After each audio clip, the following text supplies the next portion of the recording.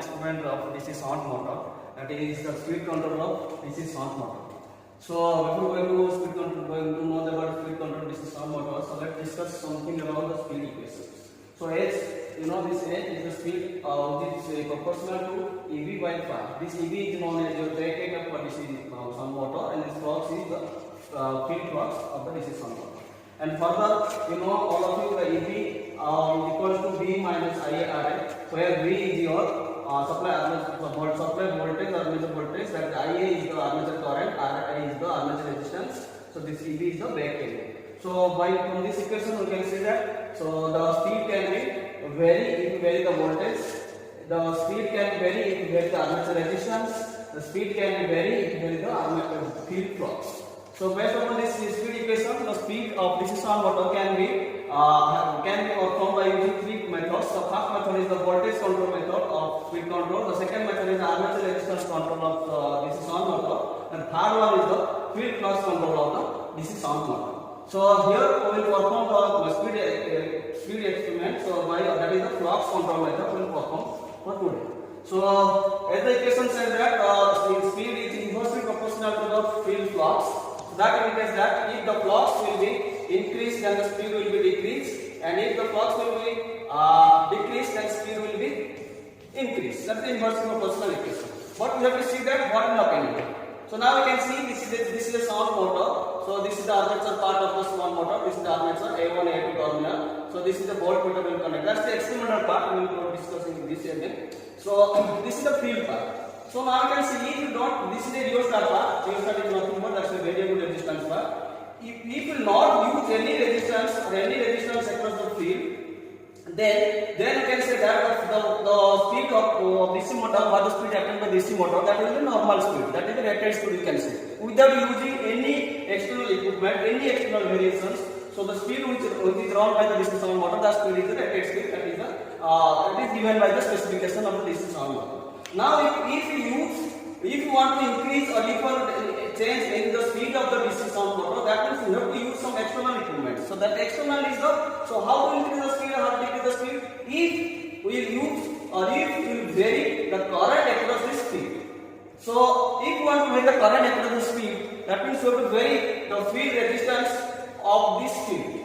So how to vary the field resistance of this field? So we have to add one more variable resistance. So with the field winding. So if we use the one more variable resistance in the field winding, you can see. So if you vary this variable resistance, then the field resistance will vary, and if the field resistance will vary, then the field current will vary. And if field current will vary, and we know one equation that flux is directly proportional to the field current. So the amount of field current which is varied, according to that, the flux will be varied. And if the flux will be varied, then the speed will be varied. So this is the process to vary the speed control of the DC shunt motor. But the question is, what will happen if you vary the flux? What will happen? The speed will increase or the speed will be decreased. So that we will see. Now you can see. So suppose this is our field winding. Okay. So now if we have not till now we have not used any external resistance. So then what will happen? So let the current flow in the winding is suppose IA. So according to this, so the motor will run at normal speed or rated speed. So now if I am adding one resistance in series with this to vary the speed or to vary the current, now you can see the total resistance, suppose this resistance is RB, so total resistance now increases. So total resistance is increases, so the total current flowing in the field, that is field, as the resistance is increases, so the current is now decreases only. Be careful about this point. We are adding one resistance with the field. So total resistance of the field now increases. As total resistance of the field increases, so the field current is now decreases only. So in this method, we can only decrease the field current, not increase, because increase is the normal current. That is the without using this. That is the increasing, and that means used means current will be decreased. So as current will be decreased, the flux which is proportional to the current, so that means flux will also decrease in this method. So that indicates that by using this flux control method, we can only increase the speed. We can only increase the speed to the above the rated speed. So that is the only case in this flux control method we can at this point, so we can increase the speed and we can decrease the flux only. So how much we can increase? This is flux control. You can see we cannot question maybe arises. So how much we can increase the speed? So we can increase the speed 2:1 ratio. So 2:1 makes to 2:1 ratio. So this one is, suppose this one is the rated speed. Suppose for example my motor having 1500 rpm rated speed.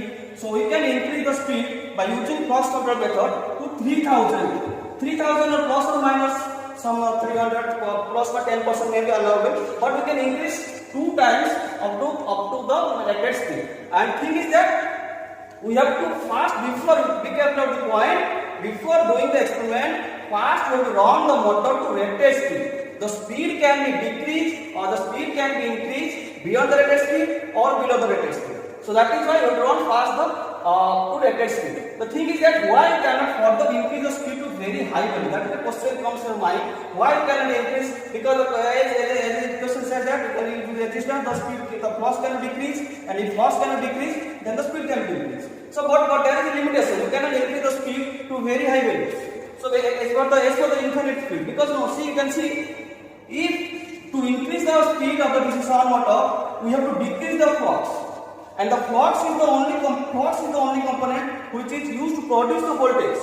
So if the flux, to increase the speed to very high, the field flux, which producing the everything in the DC motor, everything produces the voltage, it produces the magnetic field. If the flux getting weaker, if the flux is itself getting weaker, then even if we increase the speed to high value, the voltage output, the developed output, the voltage output of the motor will be getting reduces. And even if the motor may comes to a state where the voltage will be very low voltage will getting across the output. So that is that we cannot increase the speed to any desired value. That is some limitations. Because the limitation is due to only if we increase the speed to very high value, the speed getting itself weaker. And speed getting weaker means everything will be affected in the DC shunt motor.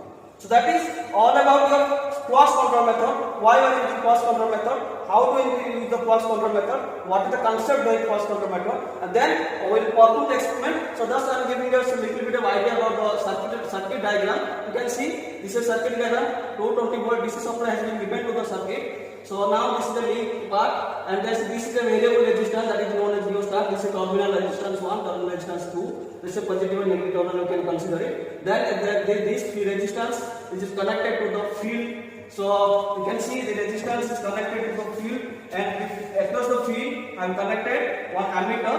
Across the field I am connected to one ammeter. So to measure the field current, and this is F1 terminal, field terminal 1. This is field terminal 2. This is the armature part. This is armature part 1. This is armature part 2. This is one voltmeter. This is DC, all the DC components. So DC voltmeter which is connected across the armature to measure the voltage across the part. So this is very simple circuit diagram. Just we have to use one variable resistance across the field, and then we can get the speed. And we will see that we will perform the experiment by practically by connecting all the circuit components and all the motor parts.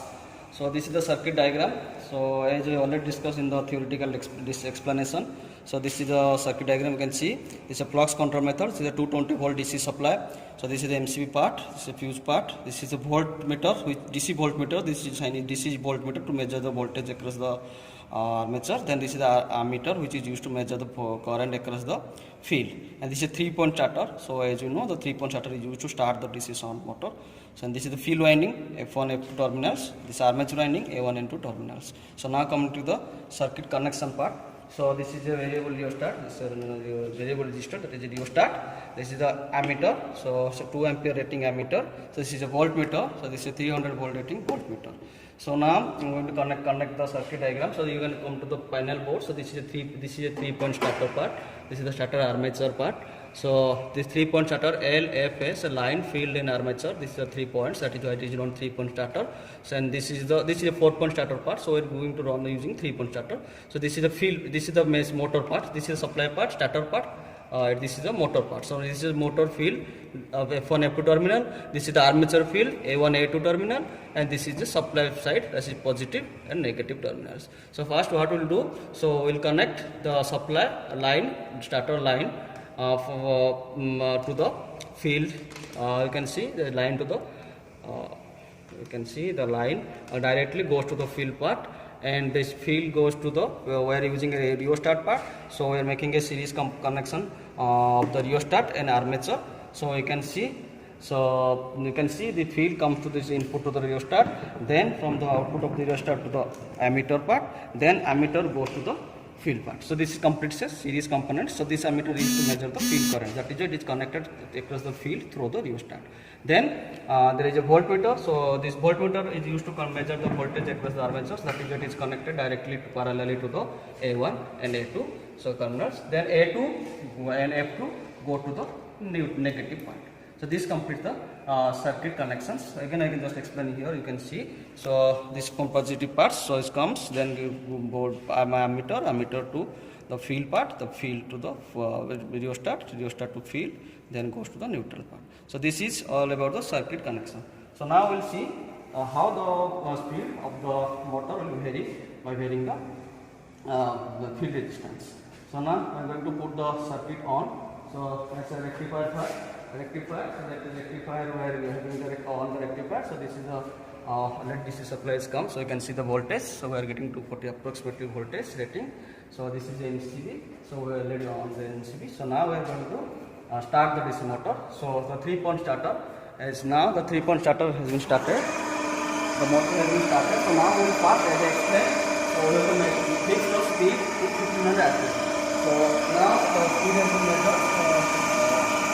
Speed is now, see the speed that is the tachometer and measure the speed. The speed is now, you can see 1500 rpm already. So the speed is now 1500. So now we will copy the experiment. So there will be some observation, write the observations. So if you can see here, there is some amount of field current, that is a 0.6 ampere field current is there. So now we will go to perform the experiment. So first we will check the readings. So field currents and the armature voltage, and this is the armature voltage, this is the field current, and speed we will measure by using the tachometer. So we will take set of readings, then draw the graph. So first let's vary the rheostat. Then first point. So we have taken some vary the rheostat. So we will take the reading of current. So current is now 0.552. So current is 0.52 ampere, and voltage you can see, voltage is 220, 230, 231. 230 volt, 230 volt up. Then we go to measure the speed.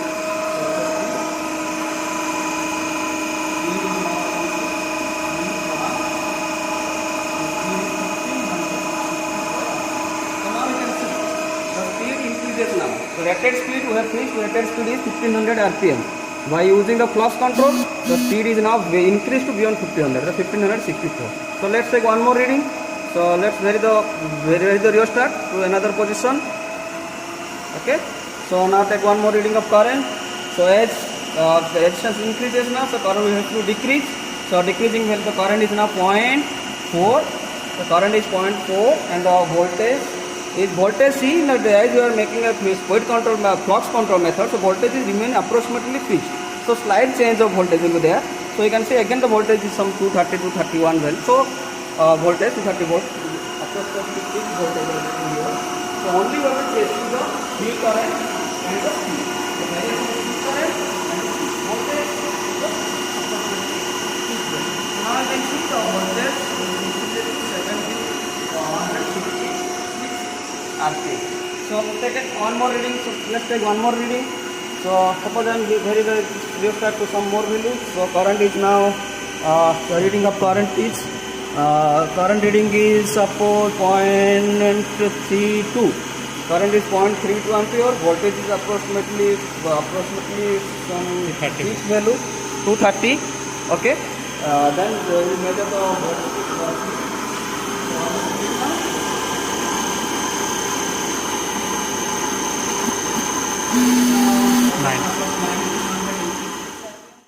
You have to take set of readings with the variation of field current and the variational speed. So 8 to 10 readings you can take. So if once will get 3000 rpm of speed, then we're going to stop the taking the readings. So after taking the readings, so we'll go for drawing a graph. That's a graph between the field current. The field current will take in the x-axis in ampere, and the speed in rpm, that will take in y-axis. So by taking the field current in the x-axis, by taking the speed in y-axis, if you plot the graph is just look like this way. You will get the graph. So graph is look like this. So what it will, from graph what we'll get, we can see. So when the field current is maximum position, when the field current is in maximum, the speed is in minimum point, and when the field current is in minimum, it is suppose, then we can say the speed is maximum. So that indicates that with decrease in field current or decrease in flux, the speed is increasing to the desired value. So this is all about our experiment. Thank you all.